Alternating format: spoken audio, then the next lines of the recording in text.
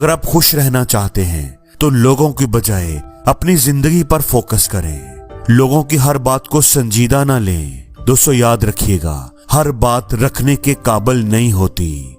कुछ बातों को एक कान से सुनना चाहिए और दूसरे से निकाल देना चाहिए। अगर किसी का कौवा सफेद है तो उसको सफेद ही रहने दें। उसको समझाने में, उसको काला साबित करने में अपना टाइम और एनर्जी बर्बाद ना करें। अगर कोई ये ठान चुका है कि हाथी दरख्त पर चढ़ सकता है तो आपको उसे नीचे उतारने की क्या जरूरत है? आप उतार ही नहीं सकते। इसलिए उस हाथी को नीचे उतारने में अपना वक्त जाया मत करें। ये जिंदगी बहुत मुख्तसर है। इस जिंदगी में अपना वक्त उन लोगों को दें जो आपको समझते हैं, आपके साथ मुखलिस हैं, आपसे प्यार करते हैं।